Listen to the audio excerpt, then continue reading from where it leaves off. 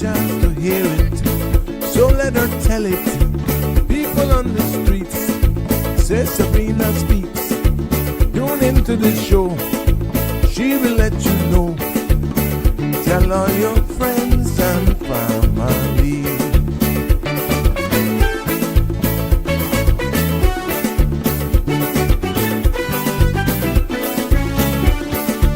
Real talk is no joke.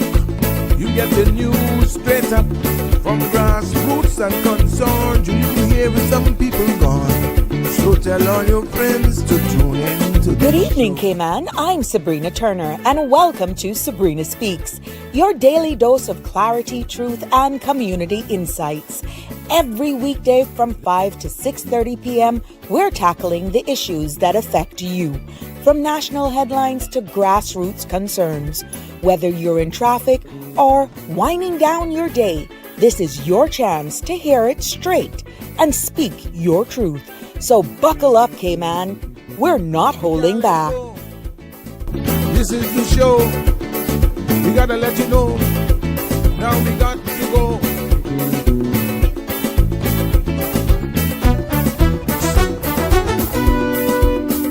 And now here's Sabrina.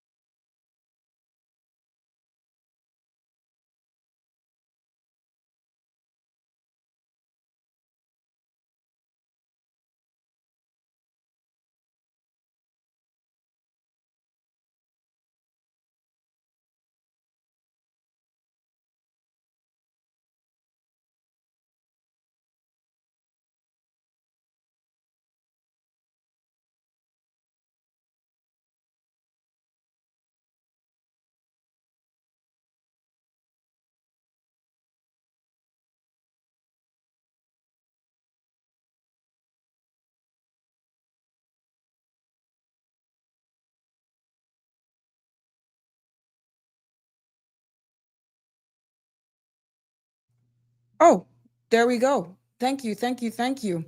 Well, there we go. Good evening. Hi. Welcome to another episode of Sabrina Speaks. Thank you so much.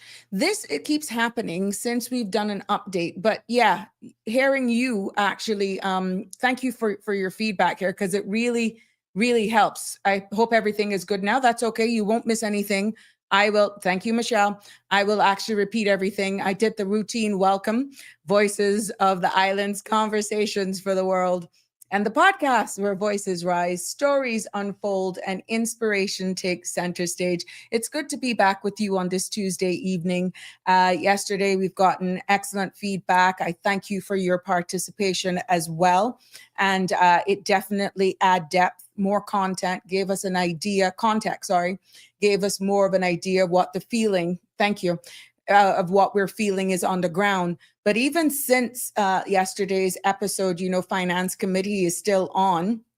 And just before coming live, the Honorable Minister responsible for immigration was actually giving his statement as to what could be expected and what plans as it aligns to this budget session was going. What I did capture, though, which was in small amounts because I'll have to go back and watch what he's saying because I have to deliver here for you, is that one of the biggest things, first of all, the immigration reform. Remember, all the town hall consultation meetings have now ended. And what he did say is that that will not be before the House now in 2025. So the immigration reform bill, based on all of the recommendations after the public consultation and town hall meetings that were had, that it was important that they will take into consideration what was said by industry stakeholders, that means businesses, advocacy groups, and persons. They will be working, and he and his ministry's team will be working closely with the Department of Education, making sure that at the end of the day, that, Caymanians are not left on the back foot again with not having the skill sets or access to the skill sets, training, that sort of stuff to prepare them into the world, into the working world. And another thing that he highlighted was sham marriages, frivolous marriages, and that they will be bolstering up and making sure that persons are held accountable and that there's an environment created that if persons knows, I'm paraphrasing all of this, again, I will actually go in a deep dive tomorrow once I've had an opportunity to go back, because I know there's going to possibly be number of questions that are going to be asked. But another thing that was highlighted is the high number of temporary work permits that the department has been receiving, where they're receiving large numbers of temporary work permits of 3 months, then goes to an extension of an additional 3 months before going into a 1-year application. And it appears as though persons are, instead of going straight for a 1-year work permit, they have chosen the route of temporary for more than one reason. You get the persons here quicker, number one, because you get an answer a little quicker, but also they're using that as an opportunity to put people on probation, and then they will then go for the 1 year. The minister also highlighted that there were a number of persons as far away as the Philippines, for example, in Nepal, that are actually coming here, obviously on an approved work permit, I'm assuming, based on how it was delivered, and finding out that there is actually no work for them to do.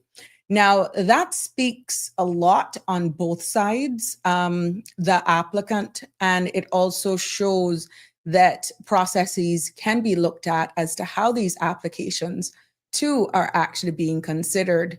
And then you look at what would be, how would you penalize these employers should that actually happen and it is a legit work permit. Now, there's another thing, because we saw where work was out on an operation and they were actually nabbing or found persons. I see there's an article as well where somebody from Nepal has been charged, found guilty of immigration crimes and frivolous paperwork.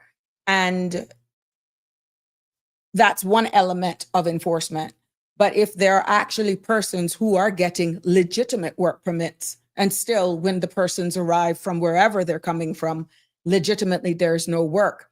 That speaks different volumes as well. And should that actually be the case, and it was legitimately applied for, and you see where the employer then has provided false information that could justify the board coming to a decision to approve the work permit, but yet there's no legitimate work, then how do you penalize those applicants? In that case, the employer.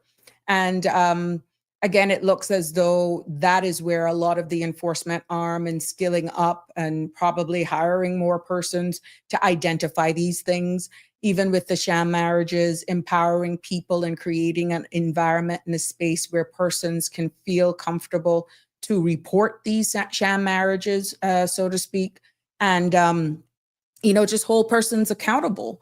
So there's a lot more that I'm sure is being said, but because we're live, I'm not hearing it, and based on how the questions are posed. But that's pretty much it. As we know, I don't know if any more public consultations will be had. This is all speculative right now because there are still a lot of questions persons are asking where immigration reform is concerned. But what was made clear, and what I did hear him actually said publicly in Finance Committee, is that it will not be debated right in this year. It will be debated next year. So in 2026. I guess that is because of them trying to possibly formulate all the feedback that they have gotten. Maybe persons have written in based on the town hall meetings, based on what feedback they have gotten for being on the various platforms, podcast platforms. I know they were on Sandra and so forth, and all of the other radio stations, making sure that persons had an opportunity to hear exactly what this reform was posing. But that is one thing because of the public consultations being done and persons given an opportunity to hear what is being proposed. When you hear the cry of your people saying that they don't feel as though they are a belonger anymore, or they feel, that they're not a part of the place that they call home, that we're just growing too fast. And, that in itself puts a lot of pressure on any government to make sure that you answer the will of the people. But one thing you can't take away, and you shouldn't take away when you do certain things, is the heart and soul of who we are, but creating a same balance and making sure that you are doing the will of the people. And I think that's where they're finding quite challenging. The minister did say, and he was quite firm with saying that, and we all know that he inherited this problem and from former and previous successive governments. And now he is going to do what he has to do in order to implement change. For whatever reasons, your feedback is critical for this in navigating this space. And this is why you cannot be silent. No, you can't be. You can't be silent here when we're doing all of this sort of stuff. So that's it right now that's happening on the floor of Parliament.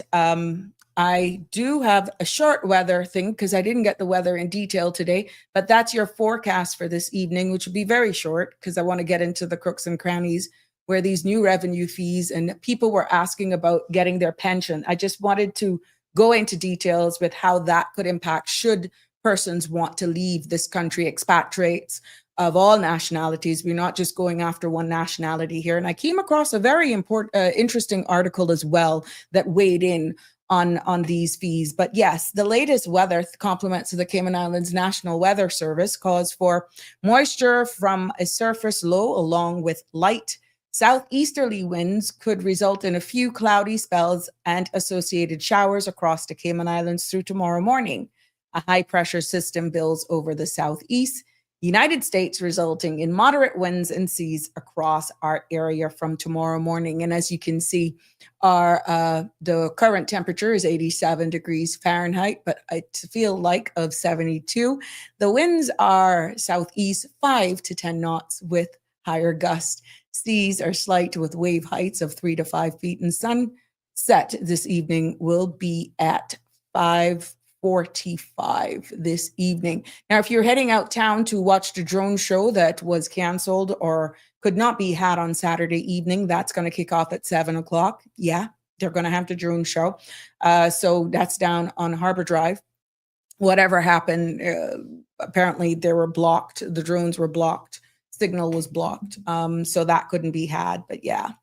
Let's say to all of our November 18th birthday and wedding anniversary people, happy anniversary to you and happy birthday to all of you as well. Good evening, Marshall. How are ya? Damian Henry in the house. Thank you for that heads up. Jack, you too. Thank you for that heads up. Yes. Oh, you guys are so helpful. I guess that's weird seeing my note going and not hearing a word out of it. Hey, Michelle Woods. Good evening, Iva. Good to see you here. And Miss Barb, I see you. Thank you so much. And thank you for sharing all the information that you are sharing with me. And as we continue to navigate this space and definitely share all that's happening. And I noticed during the evenings, the later it gets, the more traffic we get as well. And that's all right. That's okay. The good thing with these podcasts is that you can join us at various sections of the evening, various times of the evening, and you can always go back. And that's the key. But I wanted to look into the realities of what persons are sharing with me. And I'm trying my best, and I will do my best, as I always do, of talking about the diversification and the dynamics of how the Cayman Islands is made up. We are small in our size, and we know that. And you're welcome to join in, as usual, into this participation. Please, 936-8255 is the number to call to join in the conversation, because without you, it's not possible. Comment here via Facebook, comment via YouTube, or give us a call. The number is on the top of your screen, 936-8255 to join in. But I want to talk about who we really are as a nation. And I'm talking Caymanians. Yes, us. Because we are a melting pot. Based on stats, there are over 100 different countries. Yes. In our country. We have over 100 different nations right here. And when you look at even us as Caymanians, we make up, as Caymanians, just over half of the population. Now, when you get into the nooks and the crannies, the highest number is Jamaicans. They form the largest expatriate group. And that is also followed by Filipino nationals. Then you have the British nationals, Indians, and the other countries make up about 11-12%. But in total, more than 100 nationalities has called our home their home. And when you look at the sheer size, that's extraordinary for a country of our size. So I understand the frustration that we're all feeling, the pent-up demand saying we need to take back our country. This is not looking like our country. This is not feeling like who we are. This is not sounding like who we are. But one thing I need to try and say, that unless you entered here illegally, every expat would have entered here legally, either by way of a work permit, a government contract, marriage, or let's say status on the grounds of descent, because you found out your lineage thanks to all of this gold digging up stuff, and you can find out that you have true Caymanian heritage and you can be here by descent. So let's think about over 100 flags, over 100 cultures, whether or not you like it or not, all contributing to our economy, to our schools, and to our neighborhoods as well, in our homes. Yeah. So when we talk about, let's say, the entire immigration reform, and let's remember one key thing, and I'll go more into this as we get into the immigration reform, which we now know will actually be debated next year. Thank you, Israel. We'll go into more debate in 2026. But no one arrived uninvited. Every nationality here is a part of our Caymanian story. And one big takeaway, you can't really legislate people's behavior. You can keep them in line, but that culture. And I think when we're crying for immigration reform, it's being a little mixed with some of the bad acting and the nasty practices, bad cultures that are creeping in that is making us feel as though we're not even in our own home. Okay? And that, my friends, is what you call imported cultures and behaviors. And that is what I'm hearing at the core of our Caymanians, even when we speak.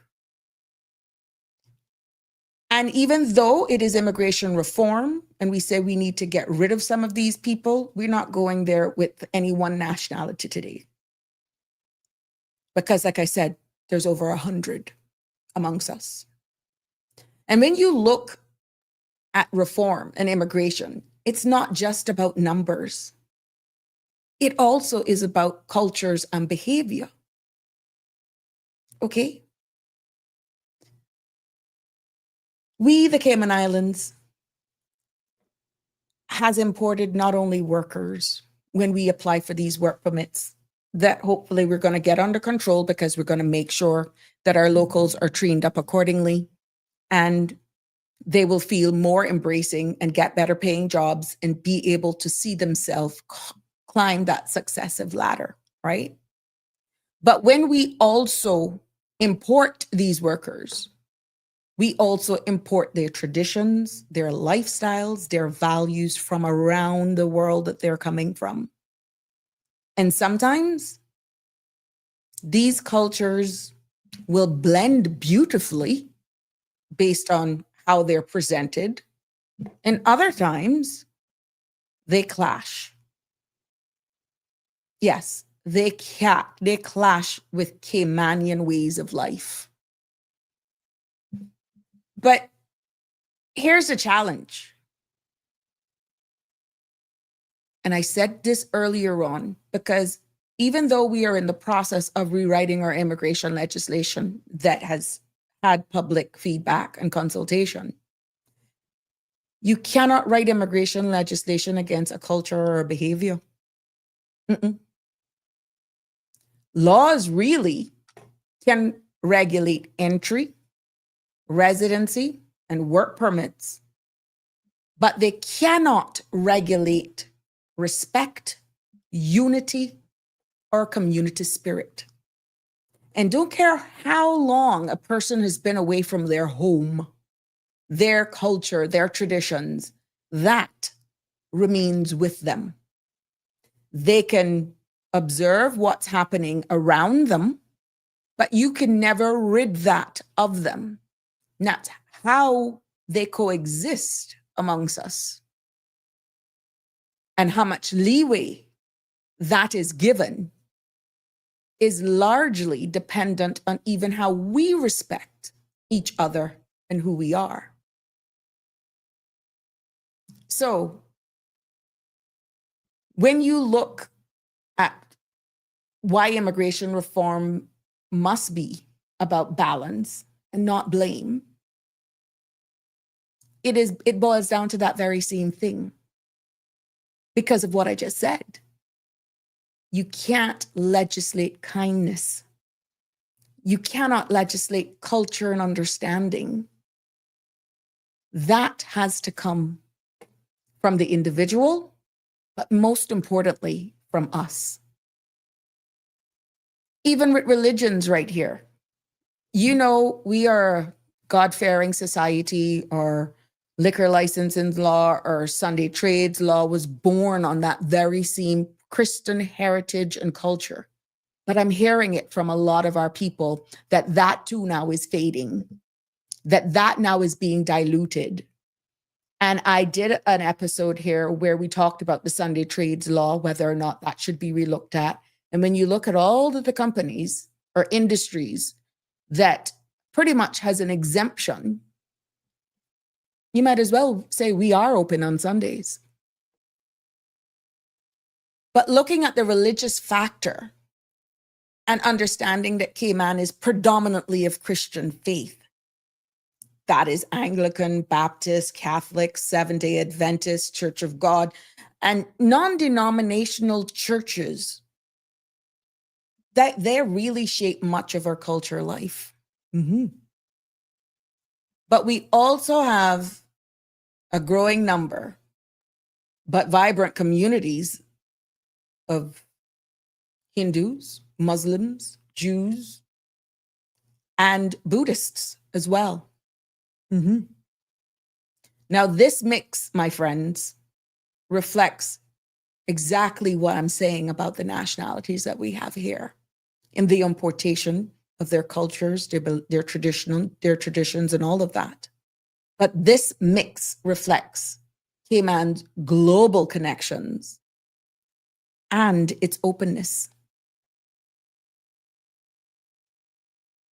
So religion here is not just about faith. It's also about identity, belonging, and respect.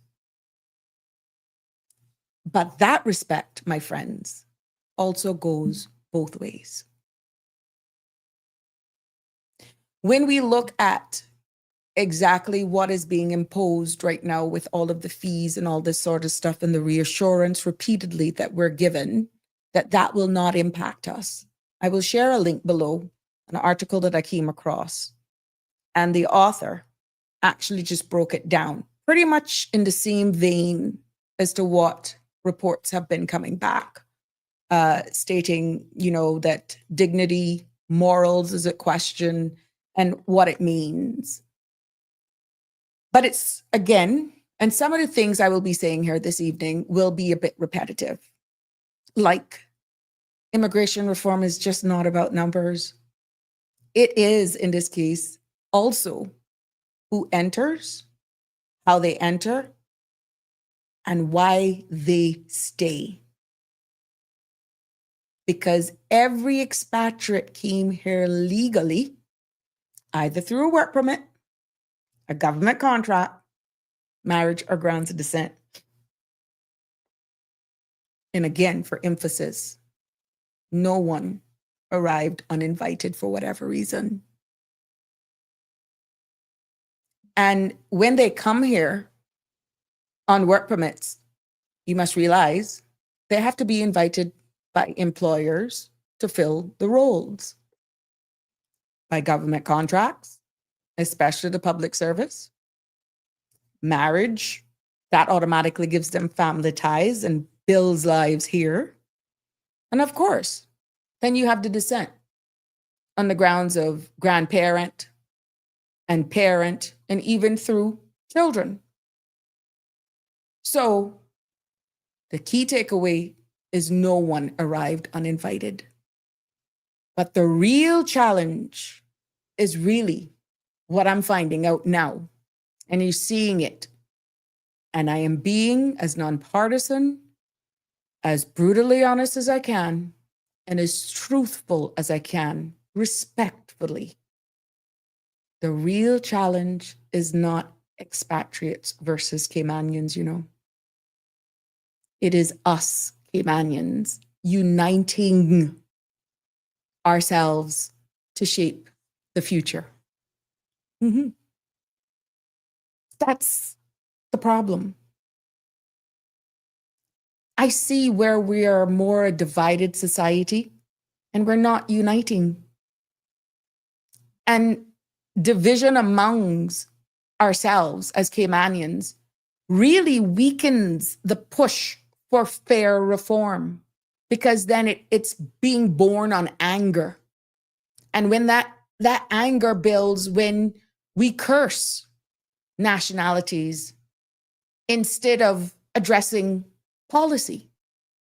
And then it's this them against us or us against them. And when you look at the whole package of immigration reform, we must realize that reform cannot succeed if Caymanians ourselves are disjointed, if we're fragmented, if we're not united. You have heard me spoke about that on this platform numerous times, over and over and over. The truth is, our biggest problem is not our expats.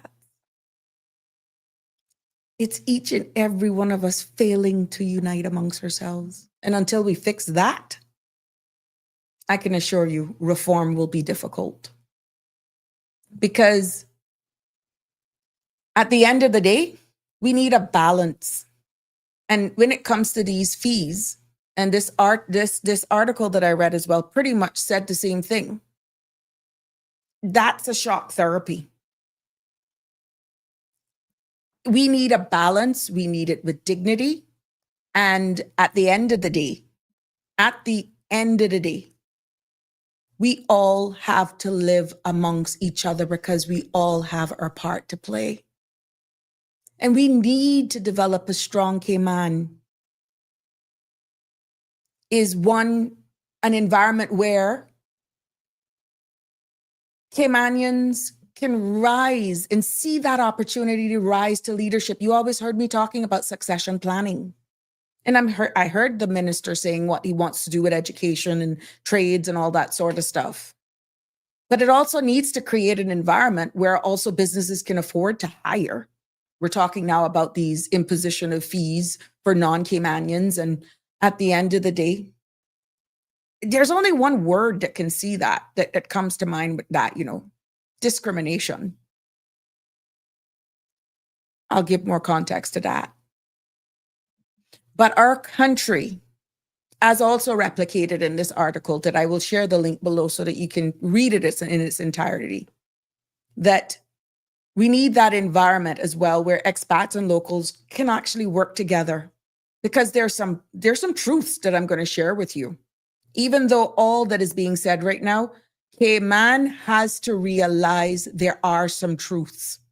The statistics, our ESO office, not me, has proven that when it comes to the working market. And expats and locals must be able to create an environment where we work together.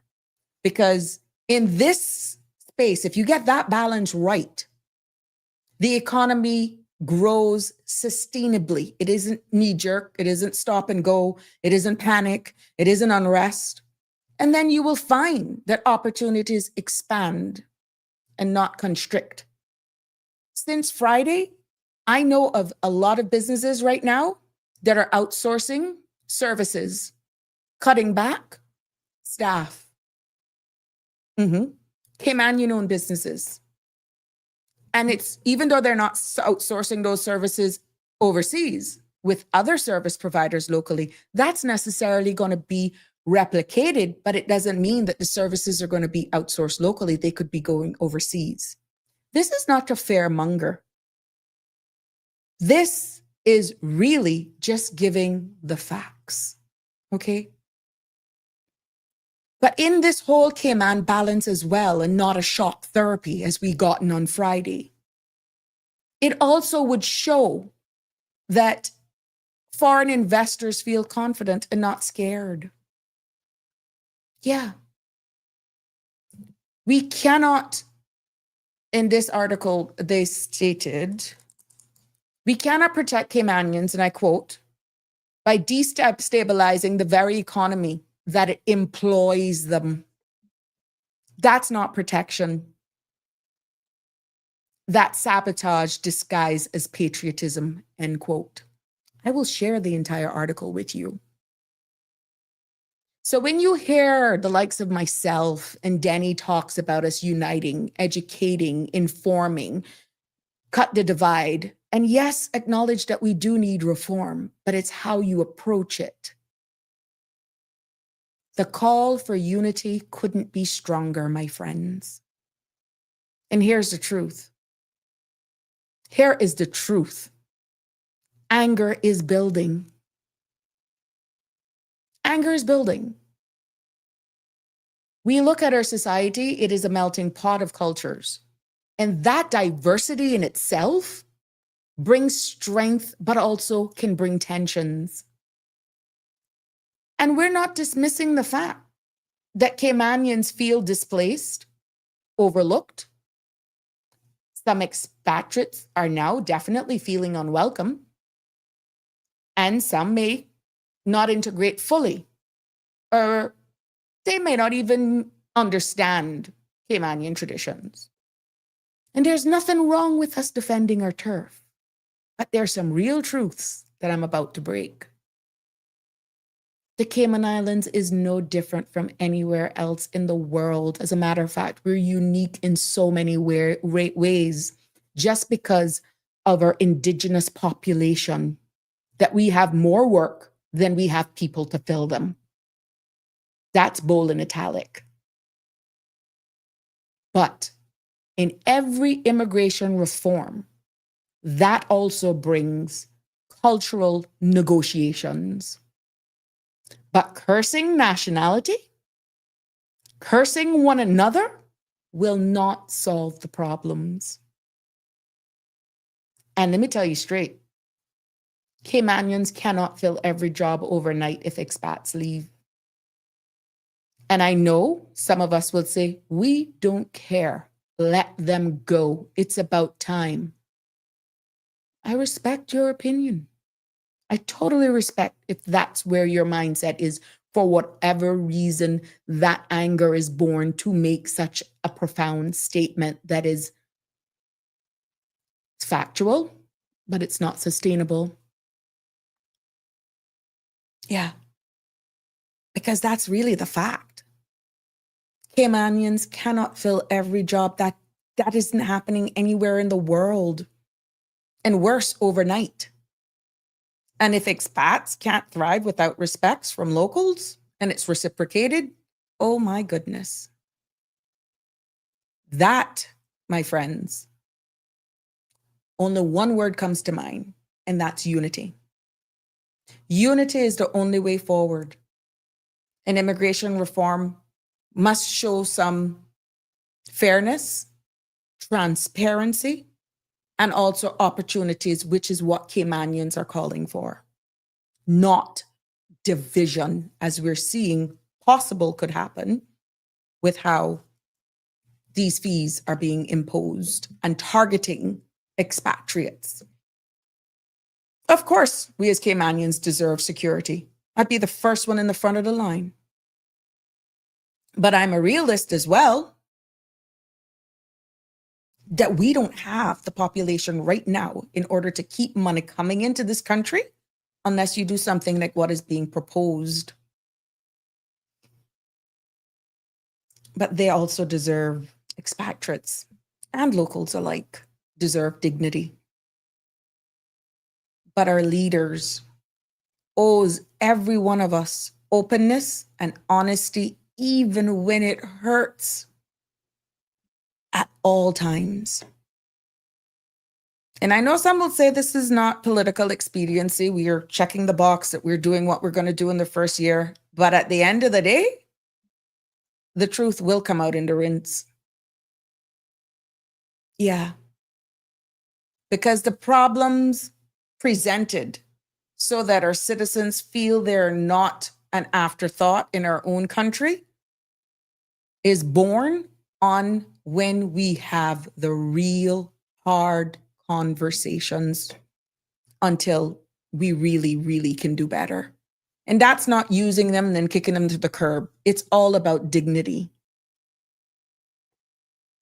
Let's go to some of the comments that I'm seeing here. And I thank you for that. Hey, Connie Bonnie, how are you, my love? It's good to see you. Celia, good evening to you as well. Sonia, blessed love to you as well, my love. Keith, good evening. How are you? We are the only country in the world with a Bible verse on our flag, Psalms 24:2. Caymanians are special people in the eyes of Jesus. Thank you, Keith, for sharing that with us. Okay, then, I don't. What you were clapping to at that time, Connie Bonnie? Barbara G. Unity has always been a problem here. Sadly, most of that came from not knowing themselves. Yeah, well, that's true too, Miss Barbara. And I feel that more and more as we actually navigate this space and the realization that the world is moving, Caymanians and Cayman has a choice to make. And if that was the case and we just wanted to remain how we are, I can understand the clarion call for not wanting or to slow down our population, but do that delicately. Then I wonder why we opened back up post-COVID. Did we see what that caused? To this day, we still have persons who are saying that was illegal. We see the damage and the long-term damage that it has done to our tourism industry. But if we wanted to actually see whether or not, bang, we're going to do a solid freeze. We're not going to let anybody else in unless you're Caymanian, married to a Caymanian, or permanent resident status. That's it. No more. The skill sets that got locked down here with us and who stayed with us during the lockdown, who did not travel, who did not leave, that's it. We're closed. Financial services, they do what they have to do online. And what then happens to medical tourism? Only them get flown in? I'm just using this as a scenario, food for thought. If that is really what we wanted, we should have never reopened then.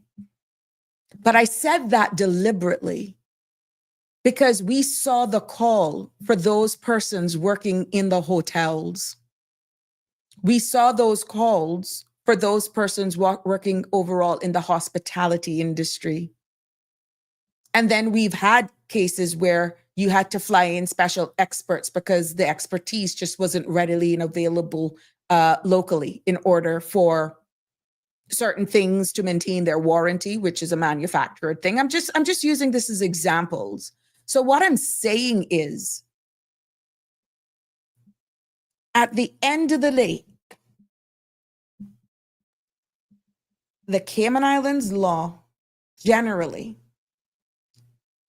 has to be fair, balanced, inclusive of everyone, but understand that they could have residual effects if not implemented with dignity, and it could actually have more impact and damage on our locals, our businesses, than we actually can wrap our head around.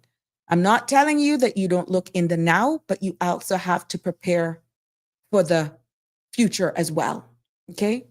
Good evening, Miss Rose. How are you? It's so good to see you here with us. We're just speaking in general because I've got over some questions in regards to pension, which I'm actually going into that now because some persons are saying, look, if we're not wanted here, what does the law says about pensions? Can we leave prematurely? And I will break that down for you. Okay. I will break that down because I promised that as from yesterday, but we went into another about digital ID, which again is not off the table. I see breaking news where the Premier as well stated that a lot of the funding that is going is for a digital footprint and how the Office of the Premier would be operated. They're actually going paperless, again, embracing the digital era. So that's a different topic, but of course, I am willing to entertain it. 9368255. Should anyone call and want to actually go there if you were listening to Finance Committee and the presentation being made by our Honorable Premier. Celia, tell me who caused us to have so many different. It is the law via immigration. I'm afraid it much too late. Oh, well, that's what I said, Celia. Not one person came here uninvited because even on the grounds of descent, they were an expat until you got Caymanian status. You're considered an expat until you get that. Even our very own who apply for status on the grounds of descent or entitlement. Once you come in here and you don't have that status, until that confirmation is given to you, be it by the board or by the director of work, you're considered an expat. Yeah. Not one on a work permit, not one that's on a government contract came here uninvited. They were invited, don't care how it's dressed up, either by a job application, a job advertisement, be it in government or private sector or a statutory authority. And the reason why it was made public, and now we're seeing how the processes feel at Caymanians, saying some of these advertisements are not designed for their own, for them. You're competing internationally. And Caymanians are saying, even if I'm capable of doing the job and I have to apply for certain jobs, someone coming with international exposure or experience is given a priority. Now, the Honorable Minister also said something about accreditation, the accreditation system where employers are awarded based on them actually showing that they're doing the right thing and how much Caymanians they employ and all that sort of stuff. I'm really hoping that that can come to fruition because that has been talked about. I have been in immigration law now for 20-something years, and the accreditation system was something that was talked about before Mr. Manderson became deputy governor. Yeah, that's how long it's been talked about. So I'm really hoping now under the current climate that accreditation system, even though it started and it stopped and the business staffing plan came on board, where persons then had to file a business plan and they had certain conditions based on certain positions. That was as closest thing to the accreditation system with the BSB, but it was never the accreditation system for big organizations or for organizations as a whole was never truly implemented under immigration that awarded good behavior once they can demonstrate that they have created an environment where Caymanians are welcome, are given fair opportunities, and they're employed. And then should they have a need where they need a work permit, they would have been able to demonstrate through this point system, the accreditation system, that they wouldn't have a hard time because their percentage in work permit foreign help would be so low that it's almost like, okay, that must be an exceptional situation. Okay. So I know that for a fact because those days, Mr. Manderson and I actually worked together.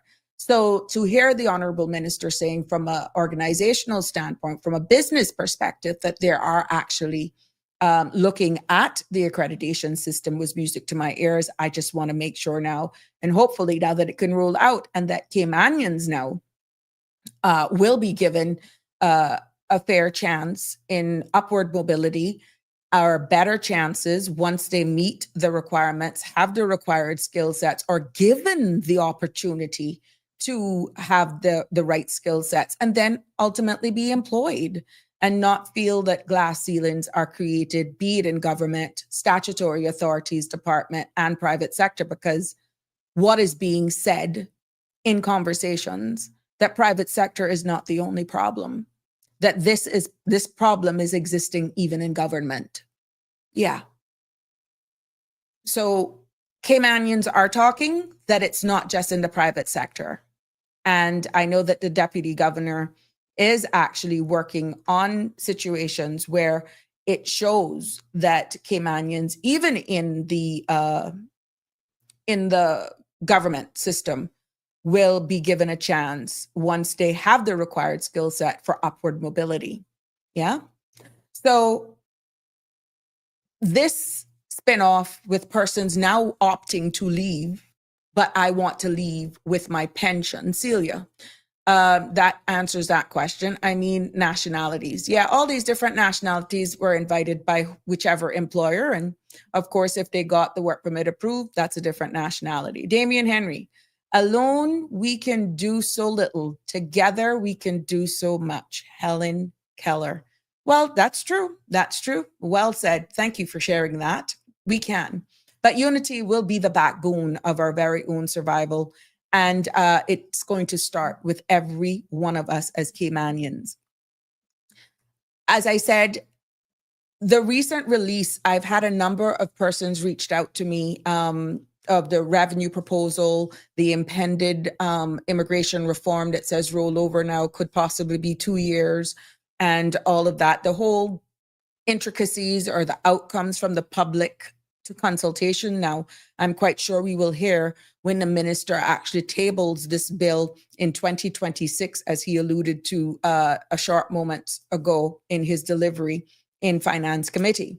But we've had persons asking what laws are in place for expatriates who choose to leave the Cayman Islands before retirement age, but who want to leave with their pension contributions. And since, and I'm paraphrasing now based on the conversation, whether or not the government should consider allowing persons to take with them when they go, because the environment now is appearing to be a bit divided, divisive on expatriate workers, and some are calling to go back home. They would have no problem going back home to their country of origin, so that Caymanians who feel displaced can get better paying jobs and own property, because then it wouldn't be nabbed up by these expatriates as what is being stated, right? Now, the quick answer to the pension part of it is that currently the Cayman Islands law generally does not allow expatriates to withdraw their pension contributions early unless their balance are under 5,000 CI dollars, right? Now, they also have to meet a specific conditions like permanent departure. So if you're going to prove that you're going to leave and really don't come back, and refund eligibility. Some of you have actually said that to me, that if they can actually get their pensions, they will leave and not come back. The National Pensions Act is designed really to protect retirement savings, but debates, they're debating pretty much continues, is ongoing about whether an expatriates, as being asked, are able to take their funds when leaving.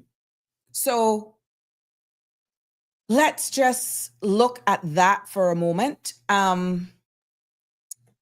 Because in real context, again, taken from this article, it's a moral one, to be honest. Keith, let's see what you're saying here so that I can keep up with my messages.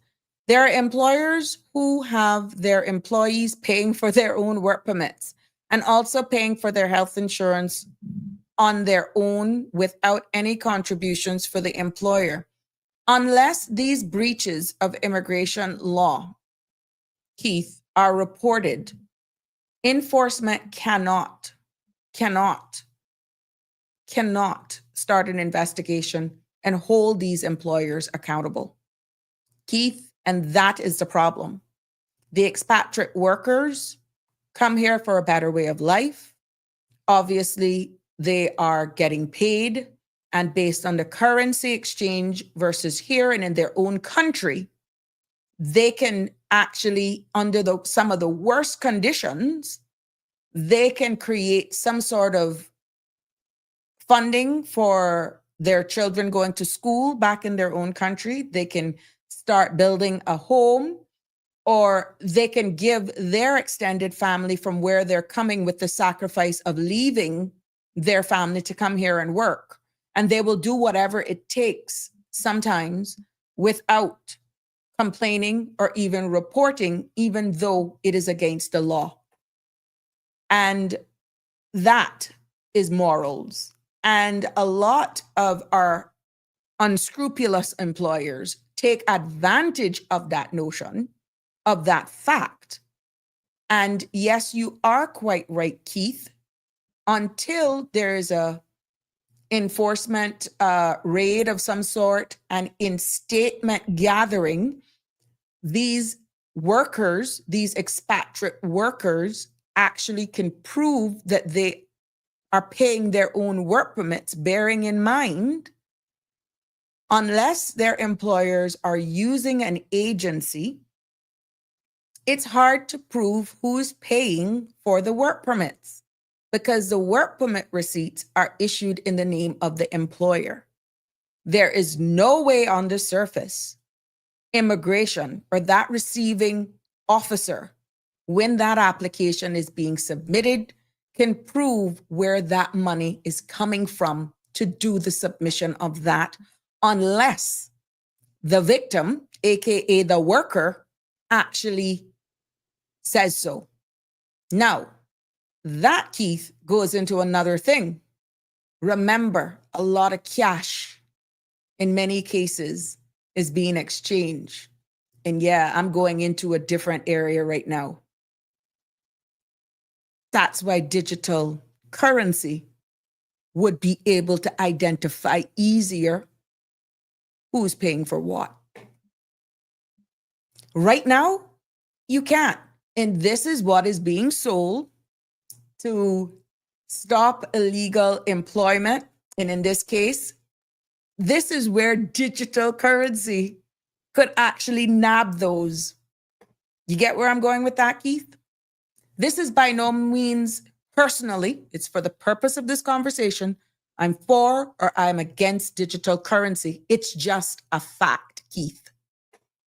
It's just a fact. You cannot track cash. And unless that victim, the worker who's paying for their own work permit, sometimes even the employer's trade and business license, yes, because if the trade and business license is about to expire, that will actually inhibit, cause the submission of a work permit to either be rejected, refused, or not being able to be submitted because it's either about to expire or expiring on the day of submission, guess what? That work permit is not going to be accepted. So many a times these workers even opt to pool together to pay their very employer's trade and business fees. But unless they speak, the very same Caymanians that are crying for immigration reform because we don't want them here are exploiting the very same workers. That speaks a lot about us. Us as in Caymanians. Damien, contributions generally can't be cashed in except on retirement or as otherwise permitted under the specific plan, rules, and law. Contributions generally cannot be cashed. That's pensions you're talking about, Damien, right? Damien Henry. But what we're saying, because persons are opting out and wanting to go, it is stated here that it can take that process once you can demonstrate, if you're not 65, it takes 2 years for you to get your pension. But if the environment is becoming of such that persons is opting to leave and they have been contributing to their pensions, then at the end of the day, what the expatriates who are willing to leave and saying, I don't want to come back, they're asking, why can't I cash out and take it with me? That's the question. And right now, the mechanism, the facilities under the law and the processes should, let's say 30%, let's use a magical number of, let's say 30%, pretty much decides to leave of expatriate workforce. If you think that won't affect business, think again. Yeah. Healthcare, hospitality, and construction would be hit the hardest right now. And Caymanians alone, as I alluded to earlier on, cannot immediately fill these roles due to skill shortages and the sheer number. Look at even our policing, our medical. If everyone was saying, look, I got better opportunities, I'm going. You hear one nationality the most, and that's Jamaicans. No, we're not going on one nationality here. We're just using the number of 30% of expatriates. Bearing in mind, expatriates is anybody who has no status. That could be persons who decide, I'm not even going to be bothered to apply for Caymanian status on the grounds of naturalization. It doesn't make sense. I might as well leave. because I still have kids, yada, yada. It has to come up through the process. And until that happens, for whatever reason, you understand? I'm just looking at 30%. What happens if 30% expats leave? If you think that won't affect businesses, ladies and gentlemen, think again. There will be economic disruptions, such as tourism. And we all know tourism, that's a pillar that Cayman's economy relies on heavily, especially on expatriate workers. For whatever reason, we have heard our Caymanians who have worked in the hospitality industry and state how they have been treated. Okay, fine.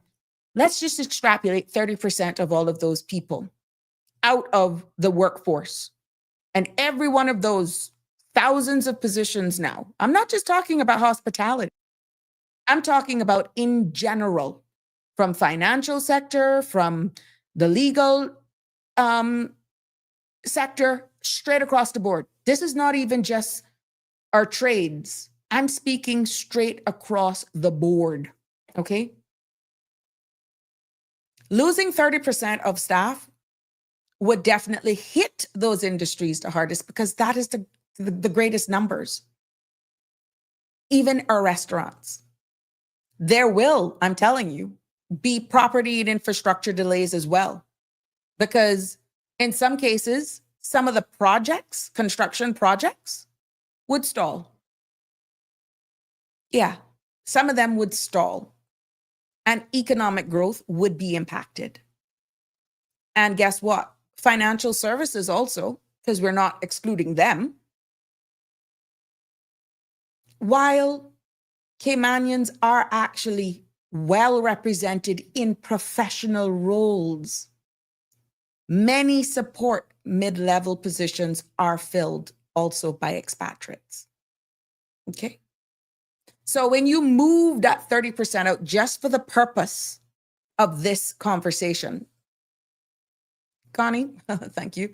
Miss Lisa, how are you? Been a while. Good evening, Sabrina. Expats must be thankful if we have given them a privilege to work for years. Be satisfied to take what you have made and go build your own country. Thank you for that statement. Lisa also says we must take care of our people first. It's time to stand up and unite. Lisa, I'm not denying that. I'm just giving you sheer facts. If that exodus of 30%, Lisa, leaves here at one time and not transition, and there is nothing in our legislation that mandates anybody to stay here right now, if let's say the magic number of 30% of our expatriates straight across the board decide, say, I am going to leave, be it in 3 months, 6 months, whatever, please don't misread for the purpose of the discussion. I am pro-Caymanian, but I'm also pro-facts if it's not managed properly. This has nothing to do with politics. This is just sheer conversation and facts. When you look at even the financial services strain, while, you know, as I said, some of those middle positions, and you see it too, Miss Lisa. Lisa, you see it in government. You see it as well. The upward mobility is difficult. I am pro-Caymanian. But at the end of the day, and you haven't worked in education, with all of those scholarships being given, if every one of those, based on the subjects that they went away for their major, was to come back, can you honestly say that they would be able to fill the thousands of roles that would become available immediately or over 6 months if 30% of the expat population leaves? You would have those numbers. I'd be in a better position right now, Miss Lisa, than me to say that, is what I'm saying. Yeah. So going back to the removal of 30%, because there's nothing that mandates anybody to stay here. They're free to go. They're free to go. And if a lot of them decide to take the clarion call of our locals to say, leave, go, can't wait to see the back of you, and we don't have sufficient persons to actually fill those space immediately, there's less workforce. You will have a slowdown in service, you'd have shortened business hours, and possible unreliable operations. then you'd have less business activities. This is not loom and gloom. I'm just using this for an example. We have owners stop investing possibly in expansion. We could have, and this is all from this article, which I'll share again. There would be like no new businesses and restaurants or services. And that in itself will create some opportunities, but it will also create Caymanians a loss of opportunities as well. Revenues will also drop. And government collects less in duties, fees, taxes, budget shrinks, and social programs will suffer. Bearing in mind, there's still a percentage of this revenue measures that is proposed that hinge on the very same work permits that we're saying go and don't come back. That is the key of what I'm saying. It's how government is going to make their revenue. And if that 30% doesn't come, how does that impact the revenue stream? We will see price rise in groceries and utilities, and housing may be available. Oh, yeah. But they could actually be more expensive as well, because you got to make that shortfall. Supply and demand. And in this case, it could be a reverse, but the price does not go down. And our very own Caymanians will feel squeezed. Now, some of us will not get it really until it actually become a reality. But families could possibly struggle even harder. And worst of all, what could be the biggest implication of this? Sticking on the 30%, just leaving? This jurisdiction could lose its competitive edge. Because we become even more expensive, unattractive, and pretty much unstable for both residents and investors. Because the environment that we're breeding is, you only good enough to pay the higher fees so that we can milk off of you. And, but yeah, don't cross that line. Ain't nobody gonna settle for that. And you know what happens with reputational risks, huh?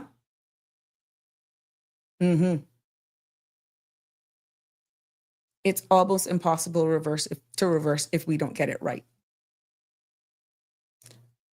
And again, also, Miss Dorothy, good evening. How are you, my love? Live happy. Hello. Good evening to you. Damien, in the UK, if you cash in your pension before the minimum age, which is 55, you will be subject to a significant tax charge of up to 55% on the amount withdrawn. Oh, wow. Oh, thank you for that information, Damien. Oh, wow. Well, like I said, persons are asking if they so choose to leave, whether or not they can go with their pension. Now, if there's going to be a penalty, whatever that percentage is, it's for our lawmakers to actually say that. And this could be a national debate. It could be a national discussion. But here we go again. The persons that are wanting to leave are not Caymanians. And should those departure of pensions actually be depleted, it's not only expatriates that are paying pensions. It's not only expatriates, Caymanians are paying pensions as well. And the removal of, let's say, 30% for the purpose of this conversation is going to impact that. Miss Dorothy, thank you so much. You're making a lot of sense. Damien Henry, I don't know if it will kaboom. Live happy. We will just have to adjust, like how we are adjusting to this chaos. We need that slowed down to recalibrate. Yeah, we need to slow down. Nobody, live happy, nobody is saying that.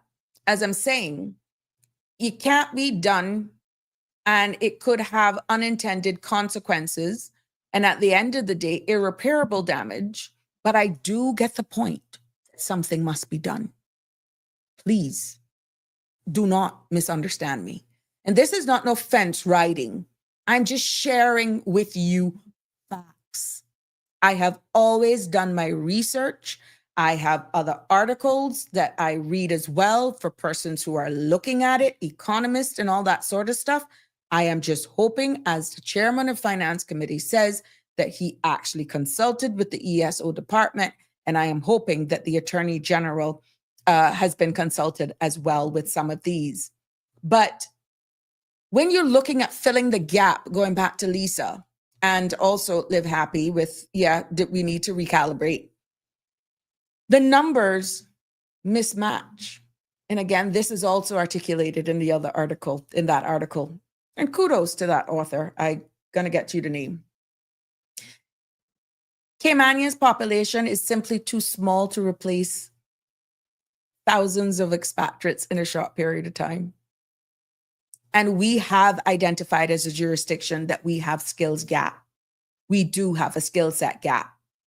And many of expatriates bring specialized skills that range from medical professionals to accountants, even though we have a number of our lawyers and accountants that feels they have been displaced, disenfranchised because they don't see themselves moving up. Because of the sheer demand for these services being heavily reliant on income from financial services, there is a skill set gap, which is why, again, which is making this conversation make sense. You have the very honorable minister on the floor of Parliament saying now that he has to work with the Minister of Education and other agencies, including health, so that we can fill this gap to eventually get there. What happens during that time if we want in this current immigration reform? Y'all need to go. We will slow down our economy until we upskill our locals to hold every job. That's the balance that I'm talking about. There is a training pipeline that is needed, and the honorable minister has alluded to it. And upskilling our locals will take some time. We have to invest in education. We have to look at where technology is going and entrepreneurship as well. We have to be able to create that environment that we harness and create more entrepreneurs, creating jobs for themselves and others. And really, those are some of the only ways that we can actually cut back on the reliance of expatriate laborers.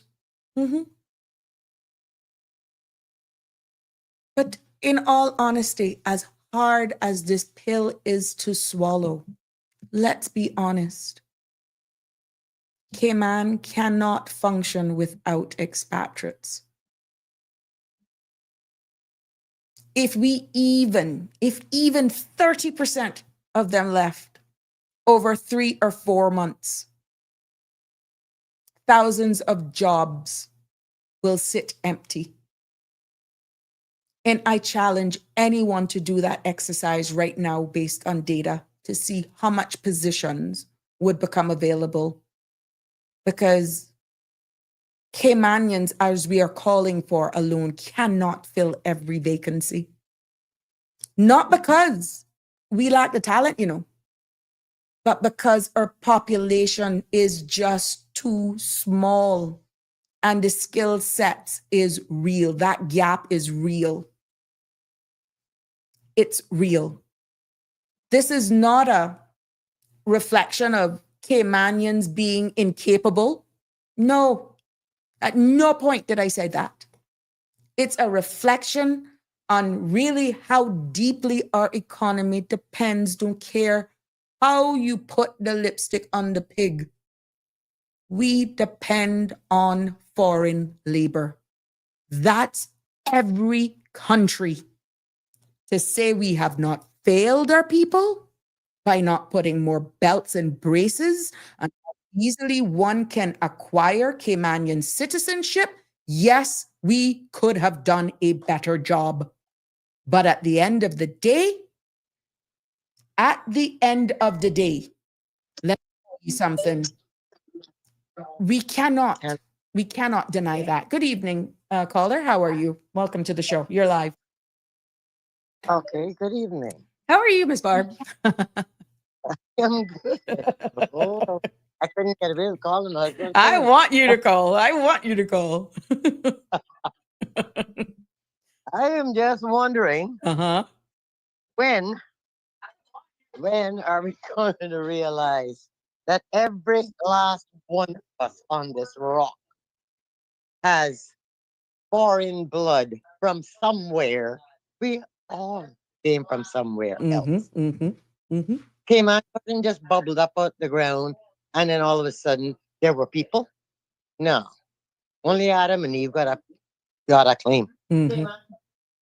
So the problem that I am seeing is that they're making this big issue and talking about having get rid of foreigners and running them out and all the rest of it. It is horrible. It is mean. It's divisive. And it Very and it's divisive. about time someone just darn well spoke the truth and Mm-hmm. stop that garbage Mm-hmm. because I am so tired of hearing it. Mm-hmm. They're not And being factual. Politicians must stop pretending that this is a simple fix. yeah, well, that is just it. We would still be beating mosquitoes with smoke pan if we didn't have foreigners come in and put electricity and every damn thing else that we have here. Mm-hmm. And now, but it's almost like like all of a sudden it's a we're us against them. Mm-hmm. Come on, who is us Mm-hmm. and who are they? You know, I needed some work done in my house. I asked 3 different Caymanian, they're my Caymanian, yeah, Mm-hmm. 3 different ones. I'm still waiting for one to show up. Oh wow. Okay, I had a Cuban that came. I had a Jamaican that came. I'm still waiting for a Caymanian to show up. So let's stop the garbage, man. Enough Mm-hmm. is enough. You know, if all Mm-hmm. these people decided tomorrow to leave, you know what? If they won't kick us out, I am one too. My mother was from damn Trinidad, Mm-hmm. and I'm 75 darn years old, and you're not gonna find me talking like I'm listening to. I am so tired of hearing it. I'm Mm-hmm. tired of hearing, Mm-hmm. and they just we gotta learn to live together. Mm-hmm. That is the big problem we have. Mm-hmm. And let's be quite honest. Lot of our own people get jobs. 10 minutes later, they want to leave that job, go to another one. They're job Because hopping. they can. Yeah. So what do we want to do? Put all these people are coming in here and putting all their money into this island. Do we want them to be in position that they cannot bring in laborers that they need because we have Caymanians that's not work. A lot of our Caymanians that's not working don't want to work. Sorry, but that's the truth. Mm-hmm. Right, I'm hearing you. Go ahead. I'm, it is just it is. My husband managed pulley cabinets for 26+ years. He ran an advertisement over and over.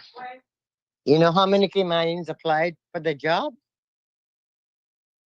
5 in 20 odd years.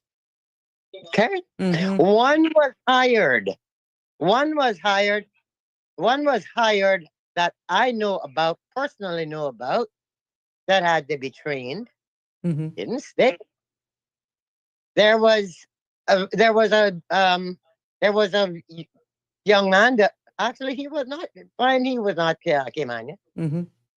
and that left and went to public works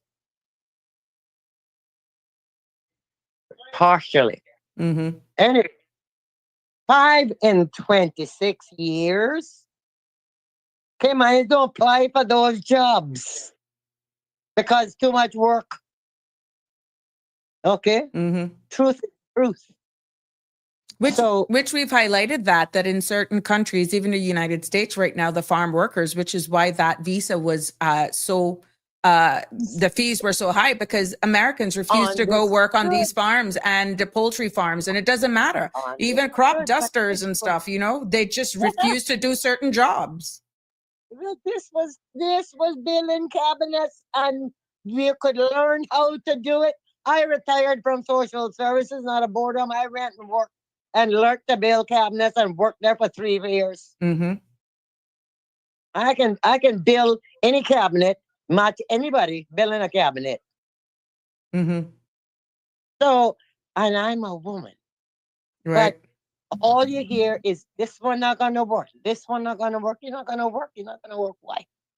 Why is the question that everybody missing? And there's there's no problem with a citizen of a country, Caymanians, having pride by saying, Correct. I would never be caught being a cashier at Foster's. It's an honest living. I would never, ever be caught working in the laundry room of a hotel. Look, if that's the only way I'm going to make an income, if I cannot create an income for myself, I'm not going to frown at it. I'm going to apply. I did it. I worked in the hotel. I went from front desk to having to clean bathrooms in the middle of the night. Exactly. Somebody came in and we didn't have a clean room. I worked 3 jobs at one time. And yet I'm listening to these people all the time. I can't find no work. They don't want to hire us. With that kind of attitude and the way I'm listening to some people, I'm sorry.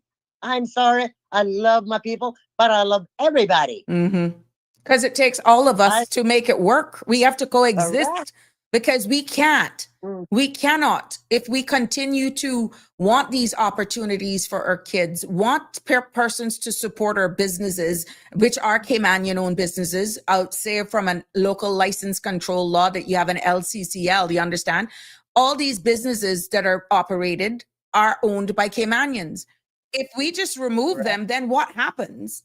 There's another person. Yeah, that's true. A Caymanian says they work at a gas station for $6.80 an hour, and they're darn good at their job. And this is not because I know this commenter. They have one of the best personalities, and they're not ashamed. But you know how much people I have seen gone to restaurants and being served by some Caymanians and even some fast food joints, and they look at them like, look at what she come to. Look at what he come to. They make you feel like nothing because you're doing those jobs, yet they're there looking for the service. That has something to do with the culture and the psyche of our very own people, which is why some of our very own Caymanians would prefer to go to NAU for help, because our very own Caymanians frown at them when they see them doing certain menial jobs. Yes, correct. Correct. That is extremely common. No, it just irks me to listen to this garbage day in and day out, and it's getting worse because it's from people that know better. Can you imagine something? It's coming from people that know better. Exactly. Miss Barbara, can you imagine now what headlines that would make if, for some reason, my resort in making another income is that I go Mango Tree as a server? You think about what I just said. Or I go to ask Mr. Woody, can you give me a little part-time thing as a cashier? Yeah. So you know what they would say? Big old minister, she didn't get elected, and look at what she gone to. They actually frowning at me for making an income. Listen to me, your own tick bite you the hardest. When I'm only serving my own people, maybe I may like the vibes of a mango tree, or call Luigi and say, yo, my dude, I need help. Teach me how to mix drinks. I need to be able to help you. I need a job. Can you help me out here? Can you imagine what kind of headline that would be made? I bet you that would be the most persons go to Cabana or Mango Tree if they hear Sabrina working there at a server just to see me waiting tables. Yeah.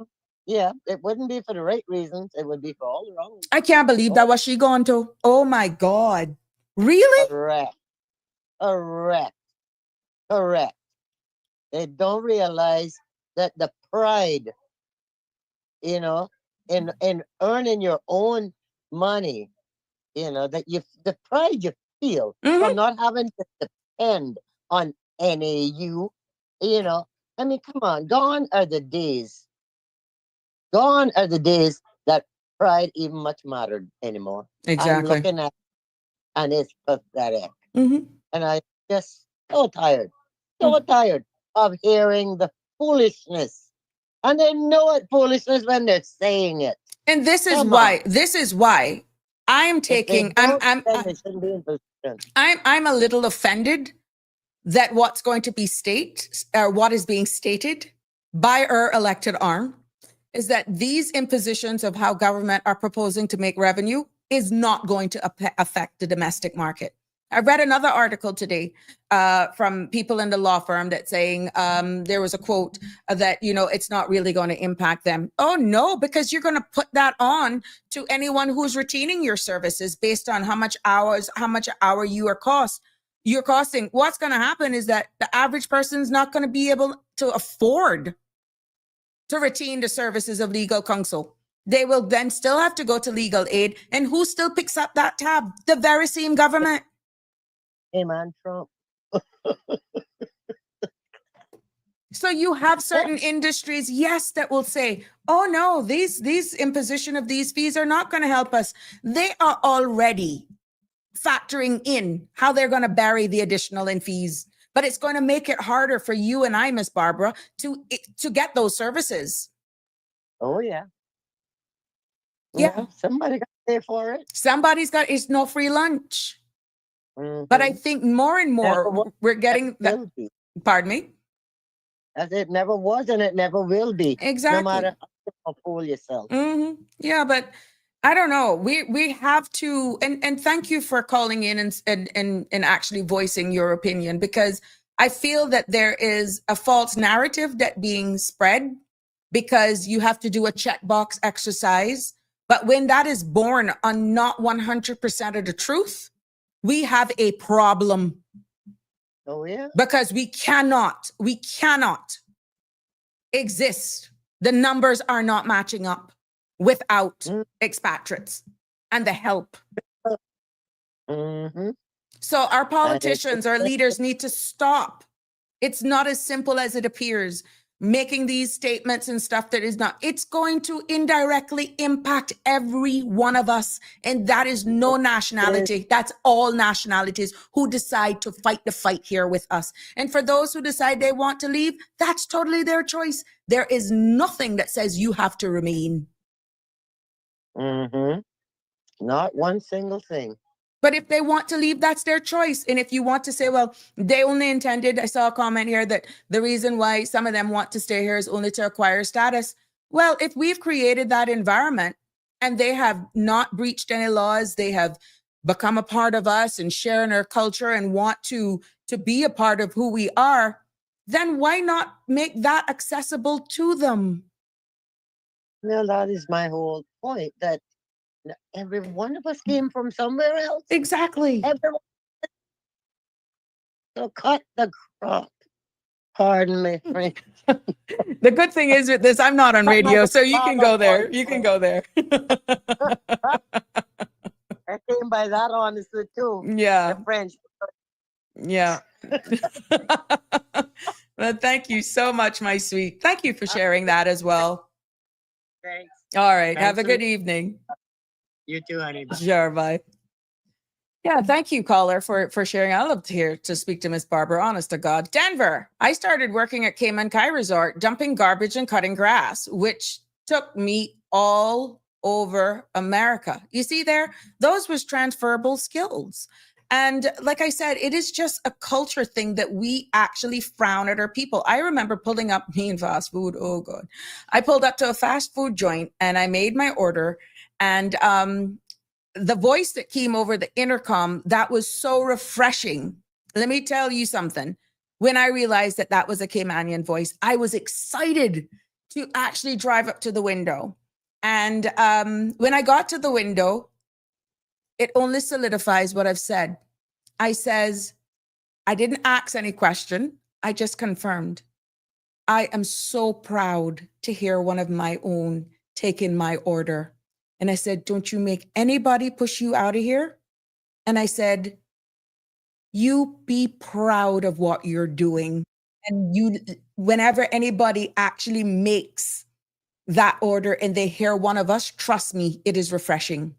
It is refreshing. But the demeanor that I saw of the individual, the nice little young lady at the window, she was almost, when she realized that I was actually commending her, at first she was like almost ashamed that she was there. And there was absolutely nothing wrong. When she realized where I was going, that I was actually applauding her for being there, you could see this whole weight just lift off of her. And she said, thank you, with the sweetest smile. Now, because it's a fast food joint, I hadn't gone there in a while. And not to say that it's fast food's bad. But unfortunately, that was short-lived for whatever reason. Whatever reason. But what I'm saying, I don't know how many Caymanians heard a Caymanian voice, taken their order, and really complimented how proud they were of hearing their own, taking their order. Because sometimes you actually say, how may I take your order? I say in English, please. You literally have to say that because you're having a hard time with them repeating to you their order, your order. So it was really good. And I mean, look at Eats. We had our own Betty, who retired after 40 something years. I stand to be corrected. And she did that job with pride. It was a pleasure going to eat Legends and Betty serving you.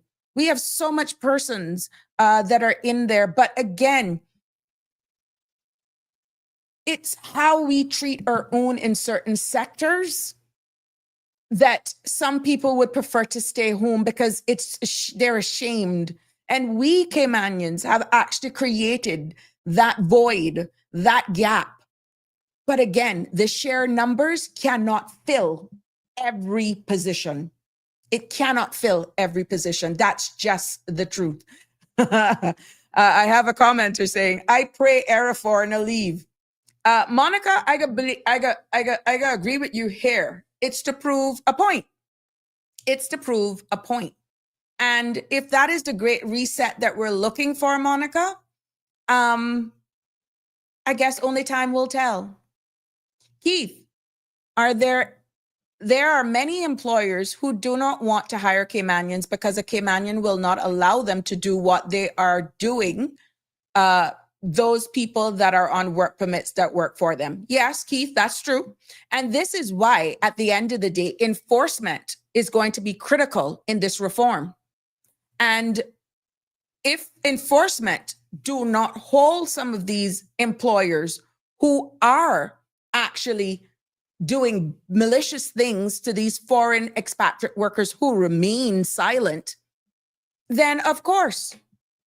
But now, if we ramp up our enforcement arms and going in to make sure that, they are doing and creating an environment that is not in any breach of legislation, maybe at the end of the day, you will have their behaviors change. Denver, you from Cayman, right? That's why. Yes. Aye. That was transferable because I saw it. I saw your comment earlier on, Shaq. You're absolutely right, Miss Sabrina. Our mindset really needs to shift. It's toxic. Yeah, Shaq. I mean, can you imagine like what I said? If me now, they could go back into my history. Well, gee, some peace. She was a nurse. She worked immigration. Then she had her own business. She won Radio Cayman. Then she ran for politics and she lost. And look at what she come to. Look at you now serving food. Really? Really? Good evening, caller. Good evening. Evening. How are you? Pretty good. Mm-hmm. I want to just touch on this thing about decreasing the population. Go ahead. Imagine for a second that you went to a bank and you borrowed $10 million and you built 4 units Mm-hmm. on a parcel of land, and they were being rented out for various purposes. And one day something happened that you couldn't use either 25 or 50% Mm-hmm. of the units. What would have just happened there is, let's say you have a $10 million loan, and the mortgage payment on that is, just for argument, $250,000 a month. Mm-hmm. And then all of a sudden you couldn't use 25 or 50% of the unit. You still owe the bank Yeah. $250,000 a month, Mm-hmm. but now your income is severely Less. cut Yeah. because you can't rent the other 25 or 50% of the unit. Mm-hmm. That is the situation we would find ourselves in Oh, yeah. if we just tried cutting population like some people are describing. Well, like I only use, just for the pulling a number out of the air, if 30% just chose to leave, I just pull a number. And I have people agreeing with me, the number doesn't add up with 1,400 and odd persons being unemployed, which means that the rest are employed. It's not working out. It's not making sense.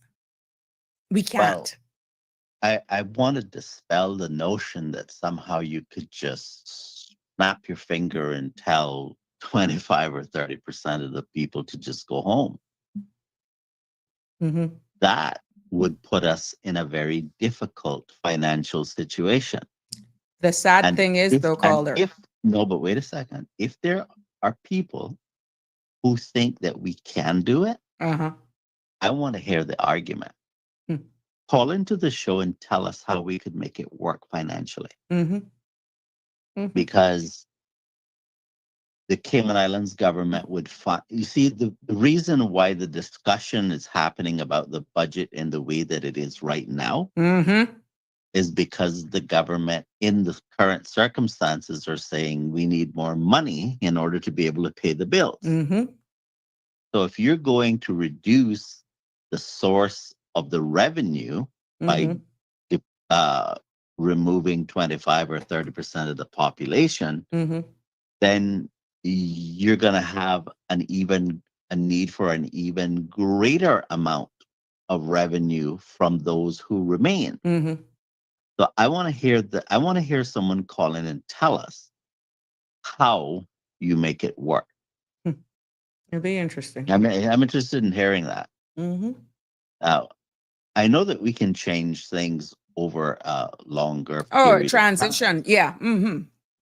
but snapping your finger and telling people to leave, that's not going to happen because the government would jeopardize all of the projects it's trying to do at the moment. Mm-hmm. That idea that you can do that also jeopardizes people who depend on government, like seamen and veterans and indigent persons for health reasons. Mm-hmm. All of those persons would suddenly find themselves without sufficient funding Uh-huh. for their needs. And so the government would have to then jack up the rates on the rest or start firing people because they wouldn't have the money to pay for the expenses. Services would have to be cut. Mm-hmm. The government would be saying, well, tell us which services you want us to do away with because we don't have enough income to pay for the services. So tell us what we got to cut. I'd like to hear what persons think about that. There's a comment that says, the real Michelle Teresa said, the risk management report in the event 25 to 30% of some 59,000 employed persons would destroy our economy. and they agree with you that you're spot on, caller. So it is, and I was not, the whole idea of this discussion this evening was born on people are saying, look, we don't have a problem leaving, but can we leave with our pension? Yeah, but even if you said you can leave with your pension, that doesn't negate the fact that we still owe the bank $10 million and have to pay a loan of $250,000 a month. I agree with you, Okay? but these So- are the people that there are no legislations anyhow that says you still can't leave and that debt will still be. Yes. So this is why if the environment is not conducive and if we don't dial it back just a little bit, that's a reality. Well, what we need to actually be talking about, now I'm still interested in hearing the argument for it, because I want to consider what whoever thinks we can reduce the population have to say. Mm-hmm. But I think that we need to be focusing on how can we make government more efficient. Now, Mm-hmm. I heard your comments about the central bank digital currency Mm-hmm. and how Oh, it about could be tracking these persons who are paying for their own work permits, yada, yada, yada. Mm-hmm. right.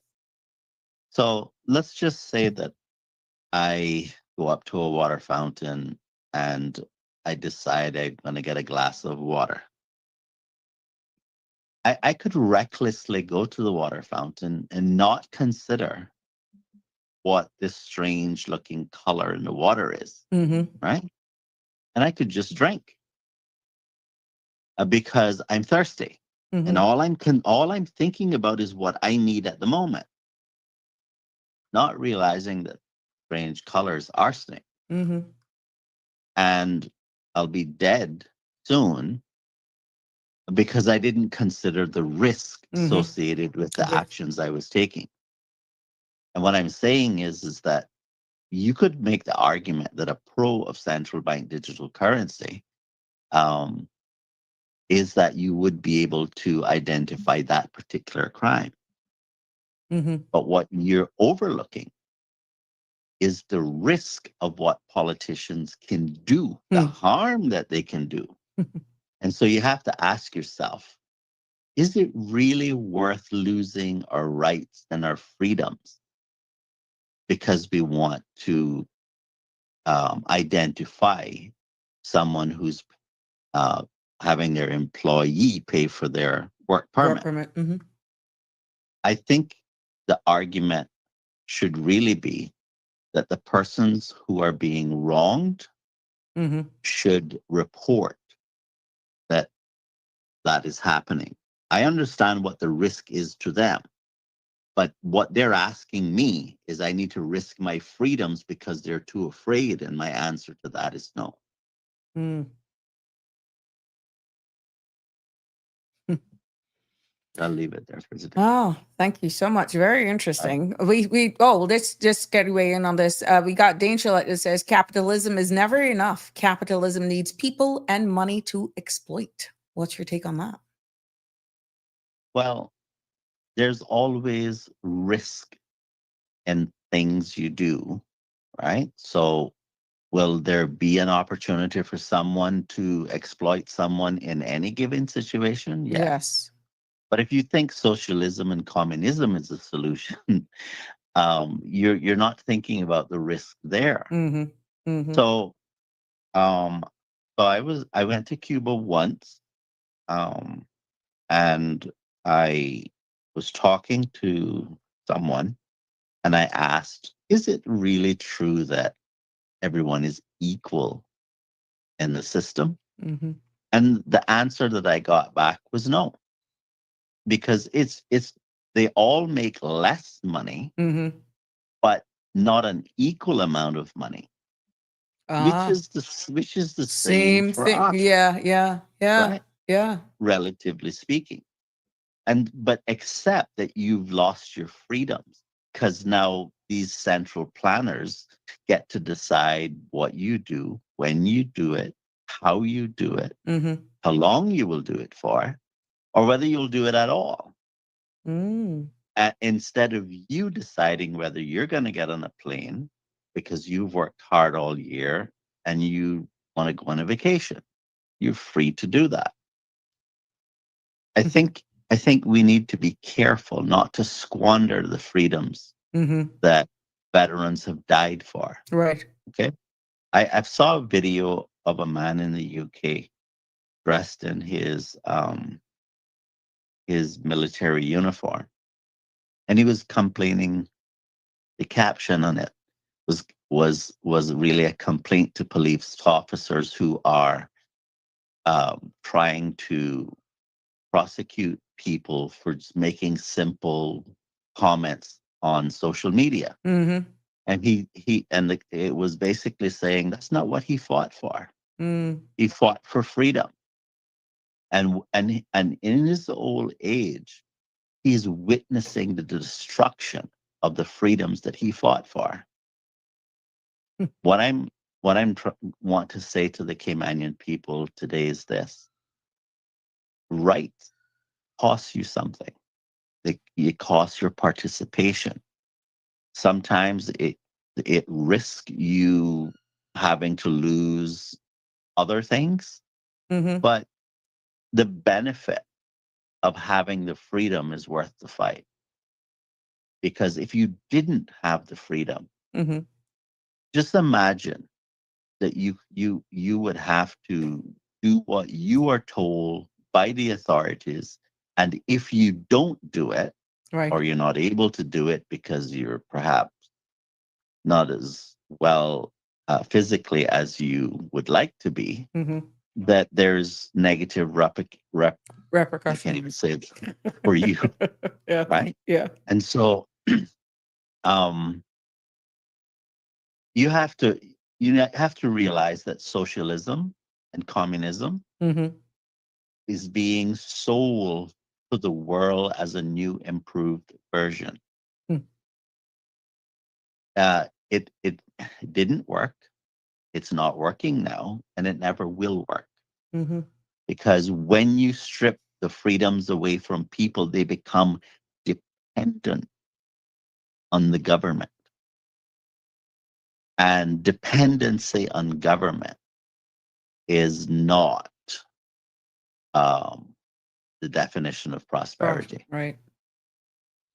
So I would seriously like to discourage people, despite the challenges that we face, understand that the challenges can be overcome if we come together and put our minds to coming up with practical solutions to addressing those problems. If we throw our hands up in the air and we say, that's not my problem, you will one day realize why that attitude is wrong when the government steps on an area that does affect you, and then nobody else cares about what your situation is. Right. Okay? It'll come into sharp focus. But I implore the Caymanian people not to have the attitude that we just start kicking butt, so to speak, and thinking about the consequences afterwards, because that's not going to help us. Correct. But I am willing to listen to the argument about how we can get rid of people. I want to hear it. Okay. Well, I'm challenging those people. the space is here, and we are articulate. more than accommodating to hear their side of it. And I will be sharing a link of an article, which I'm quite sure you'll find interesting as well, because it aligns with exactly what you're saying. The author is a Kerwin Boxill, and I'm sharing the link on my thing on the right now, that you can go and read this article. And it's really, it's sobering, to be honest, to say the least, to show that everyone is looking at it. And it says, the quiet crisis no one wants to admit, what massive fee hikes and wage change will really do to Cayman. And what is contained therein is exactly along the lines of those who are objective and real but it's pointing out, well laid out, well articulated there in that link, exactly what could become of us if we are buying this crap, to be honest with Well, you. the argument that that the rollover period should be for 2 years instead of one, Mm-hmm. I don't have any document that I could point to and say factually um, that's a problem. Mm-hmm. But my gut reaction on how I think people will behave, Mm-hmm. that's not going to work out well for Cayman Well, because 2 years is a long time. well, what is being said is that now that we won't know on because it'll now be debated in 2026. I guess the ministry now is compiling all the information that they got based on the town hall meetings, what feedback they got from industry stakeholders and persons alike in advocacy groups, in order for it to be debated on the floor of Parliament now in 2026. So it doesn't appear as though, based on how things are going right now with timing, that it will be debated now. Well, just think about it. If you were running a business and you had to find someone to replace someone for 2 years, like after 2 years of training and whatever else, why would you just up and get rid of that person to But what bring are the you talking person about training? The whole idea for the No, no, no, no, rollover no, was no, to no, no. replace Caymanians, and No. Caymanians will remain with you forever. Okay, that's not going to happen because you don't have enough Caymanians. Well, that's Is what. the point? Okay, that's what I'm saying. So yeah, Yeah, I love this it's devil's advocate that we play with each other, but yeah, it's we don't have enough, but and it's not that the person can't come back and work for someone else. else. But the point that I'm making is that not only do you have someone getting used to how you do business, their Mhm. customers, what your customers like, there's always continual training in a lot of positions. And Mhm. so it costs you as a business to invest in someone, Yeah. right? Yeah. Yeah. Well, if they go away and then go and come back and work for your competitor, you see that Yeah. Yeah. Yeah. it's not a I just don't think And that's going 2 years is I think that's unnecessary. And the share I, size of our country alone, and looking at your competitors, it's a very small pool, which could do some serious trade secret deals based on the position that they were in, how you conduct business and that sort of stuff. Yeah, it is a risk. But you know what? The people are asking for change. The people are asking for legislation that protects us as Caymanians. The whole takeaway here today was to give some sobering realities, as you are rightfully alluding to. Let's hear the argument, the sound justification, or how you can defend that it's okay for a certain percentage, be it 30, 10%, pretty much over a period of 3, and don't replace those persons at all, how we would function. well, there is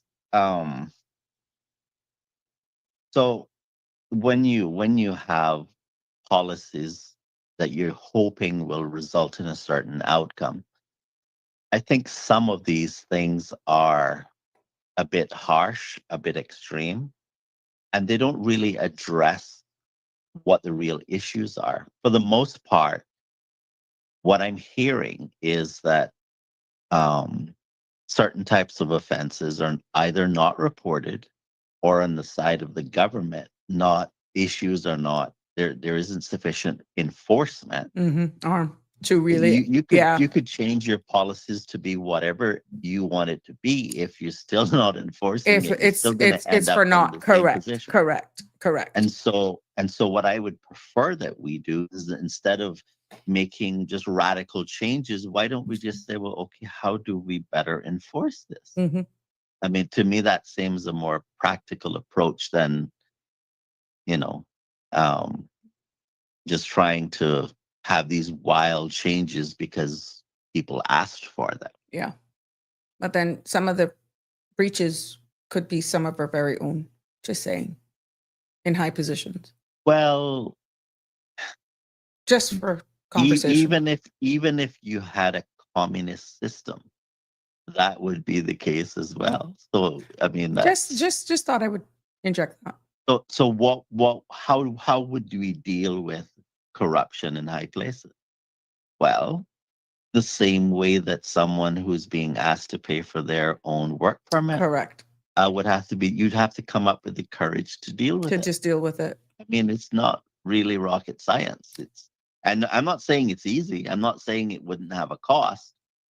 But if society, if we collectively said we're going to support people who take that position, Mhm. that they're going to root out that type of corruption that's destroying the quality of life that we enjoy, Mhm. then people would have more courage and we'd have a better country for it, rather Mhm. than letting politicians take us down wild rides. Correct. Denver says, I believe there are about 3,000 people on island without work, being imported workers without a job at all times, which our government should focus on removing. And Denver, what I would say here is that when you align who those persons who are so-called freelancing because their primary employer just does not have adequate work for them, then they should be penalized. There should be some form of action taken against those employers, in my humble Actually, I opinion. want to say something about that, because one of the things that the government is proposing is that you not be able to go from one employer to the next without leaving the island. I Job think it hopping. is. Yeah. I'm not crazy about that idea. But what Because, happens like, when you don't have sufficient work? well, okay. I heard the gentleman talking about in construction, right? But let's say that you are a laborer in the construction industry and you don't have work for the person anymore. Mm-hmm. What's wrong with the immigration department or the government having a policy that says that that person who's already here, Mm-hmm. if they can lawfully and efficiently register to change the employment to another one that does have work, what's wrong with that? Mm. I mean, I don't see what's wrong. The one employer doesn't have the work, Mm-hmm. someone else does. Why not just allow that person to transition to the new employer? And I know that this wouldn't be true for all industries, Yeah. right? Because But you do have some that just come specifically correct. because Danny, you my friend, or you know me and you went to school, and this is my cousin that I just found. Can you just take out a work permit? And you know they will find something, and eventually then we can transfer to the real employer. But you know me and you go way back. Can you just help me out here? Yeah, Can you? but That is but what my bad comments, behaviors is trying to be yeah, but stopped. my comments were in relation to someone who's a laborer in No, the I know. construction industry And having being a to. laborer in the construction industry for a different employer. Mm-hmm, mm-hmm. Because I understand how that industry is. It's not as smooth sailing as some people think it is. It's very Correct. challenging. It is. And And this is, go ahead. for this type of supply of labor, when one doesn't have it, Mm-hmm. and the other does, I'm not. I would think it would be foolish to say that a laborer has to leave the country and then apply for another employer. That don't make sense. Well, to me. someone working in the construction industry called yesterday and said that I can see where they're going with their suggestion, because they are in the construction industry, that they felt that any construction company who is doing business out there, especially building something under 3,000 square feet, they should not be allowed to have any work permit holders. And like the same job title that you're calling right now, laborers should never be on work permits, because we have enough Caymanians that are trying to get upskilled, that are trying to get trained, that there shouldn't be any laborer's work permit being issued to no foreign national. Well, I'm not in a position to be too definitive on that particular point. So I mean, I can't really Mm-hmm. speak to that. No, but they're saying for opportunities, if we want to improve the skill sets and to give our people these technical. Mhm. Yeah, they might be correct, Yeah. but Yeah. yeah, This is why I said they I might be. understand where he was coming from and I appreciate that thought. But again, it goes back down to the sheer numbers with all of the projects and stuff that we actually have going on right now. Would you be able to just do that blanket? And Tartarian is saying, to be honest, we Caymanians don't have a problem with work permits. The main problem is status. Caymanians should be happy for guest workers to flow in and out. I want our young Caymanians to own a home. Well, I can identify with that statement because I think what the issue is how many people are coming and how many people should be allowed to stay. Mm-hmm. And if the number of persons who are allowed to come and stay, meaning for the rest of their lives, is greater than the number of persons who um the number of Caymanians that are being born, Mm-hmm. that culture and tradition and stuff that you were talking about earlier Mm-hmm. is going to be severely disrupted. Mm-hmm. In fact, For true. I have a distinct memory uh, that happened just after Hurricane Ivan. I could feel the shift in culture in the Cayman Islands. It was like almost instantaneously. Mm-hmm. We went from a place where people would let you out of a road, Yeah. so you had Courtesy to came fight back. just to Yeah. survive on the traffic Correct. Correct. and that degradation, I think, has continued. That's an example of a shift in how people view behavior, Mm-hmm. because what we are is an average of the individual morality of the Mm-hmm. population. Okay. Mm-hmm. And so if more people have better ethics, good culture, versus people who have changed their culture or just have a different one Mm-hmm. that isn't compatible with yours because, well, where they're from, they just don't let people out at all. Correct.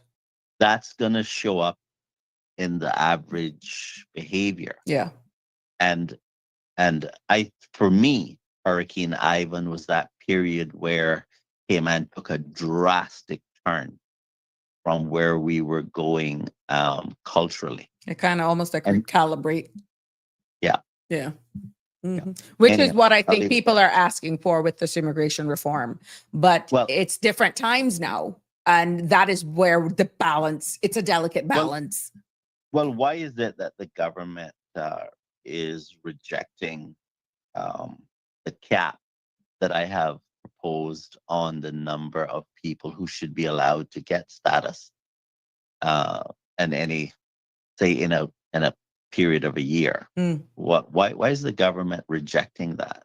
Well, I guess that statement will come when that's being debated on the floor of Parliament in 2026. But there's still an Well, opportunity between now and then for you to engage with the necessary powers that be to ask for the question. Maybe they may have a change of heart. well, it can't be because it's hard to do. General registry makes it very clear that it's not difficult to do, Mm-hmm. to determine the numbers you would need to work with in order to implement such a policy. It doesn't Right. require us doing a census or anything. Mm-hmm. And The information is if there. and if you say that you want controls, but you don't want to put in place provisions that bring controls, Mm-hmm. then it causes me to question whether you're actually interested in controls at all, or whether you're interested in the status quo by another name. Okay. Well, we can only wait and see, my dear. Take care. Take care. Thank you so much. Have a good All right. evening. Yes. You too. Sure. Bye-bye. Always good to get to bounce off of Denny, and Denny come with thought-provoking addition to her discussion. Barbara G says, owning a house should in no way be part of qualifying for residency. This is only pushing the prices up for everyone. Yes, that has been identified as well, Ms. Barbara, and we're hoping now that these are all the factors, if they're going to be looking at the point system for permanent residents, that will be also taken into consideration with this review. Denver, not only on status, but certain nationalities should be a cap. Yes, and that actually, Denver is in the point system for permanent residents, that they look at the data of how much nationalities, and there are actually points that are taken away for those nationalities that are in high number. And we've identified here today, in me preparing for this topic, that Jamaica still stand at the highest number, led then by Indians. And yeah, so they're climbing, and Filipino nationals also have the numbers. But remember, everyone now that is absorbed, be it by marriage, by naturalization, or by PR, eventually will become Caymanians. So we're seeing where we're looking a little different as Caymanians. But yes, there we go. We have come to the end of another, by 6 minutes, another episode of Sabrina Speaks right here. And I hope that you were, it's as sobering as this conversation was. I could be honest with all of you. Thank you for sticking with me. Thank you for joining me. As sobering and as hard as it was for me trying to project and to deliver today's episode in a respectful manner, in one that how you process it and how you think of where I'm trying to stand would probably make me feel anti-Caymanian or whatever. Oh, and yeah, Denny, they said we must give you a kaboom. You've been getting a lot of those, Denny. And Connie's even agreeing with you. But yeah, these are some of the conversations that we're having to have that is going to be difficult. And as a host, as someone who is delivering, as someone who is having to do the research, let me tell you, many times I'm like, brace for impact, girl.